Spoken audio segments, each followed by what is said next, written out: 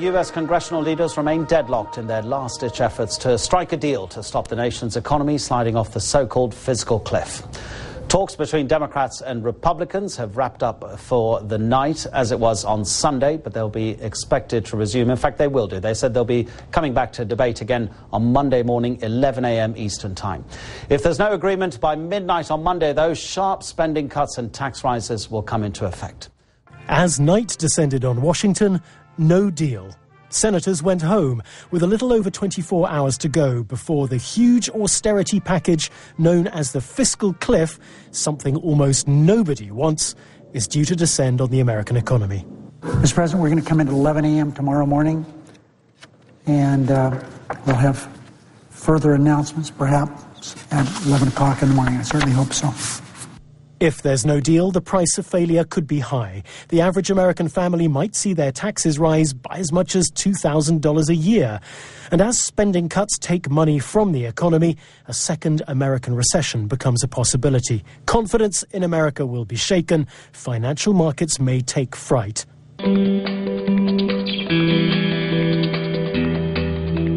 My hope is that people recognize that regardless of partisan differences, our top priority has to be to make sure that taxes on middle-class families do not go up that would hurt our economy badly. We can get that done. Democrats and Republicans both say they don't want taxes to go up on middle-class families. That's something we all agree on. If we can get that done, that takes a big bite out of the fiscal cliff. The president also blamed failure to reach an agreement on the Republicans, who he accused of being preoccupied with protecting tax breaks for the wealthy. The deadline for a deal is midnight on Monday, local time.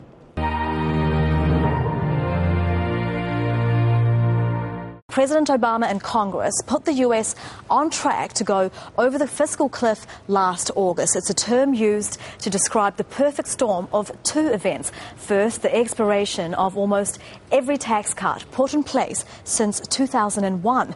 That means $400 billion in tax increases for 2013 across the board. And second, it will be coupled with the start of about more than $1 trillion in federal spending cuts over decades. According to the Congressional Budget Office, that's $200 billion in cuts in 2013. The big concern over falling off the so-called fiscal cliff is that it will send the US back into a recession. This will happen due to higher taxes, reducing money in people's pockets, and too many spending cuts, which would lead to job losses.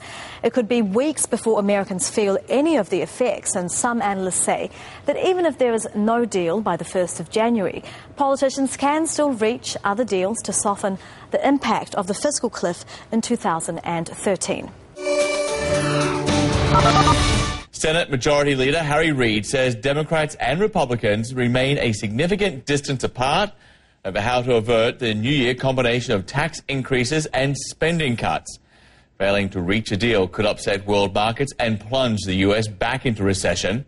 The main sticking point concerns tax increases on wealthy Americans and cuts in federal spending, including changes to retirement benefits. Some economists believe the fiscal cliff could send the economy back into recession. Congressional leaders are working alongside Vice President Joe Biden to negotiate a compromise.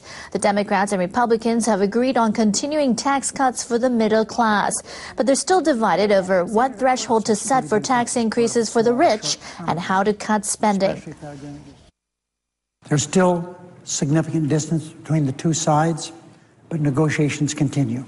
There's still time left to reach an agreement, and we intend to continue negotiations. If a compromise is reached, members of the Democratic-controlled Senate are expected to discuss the bill on Monday.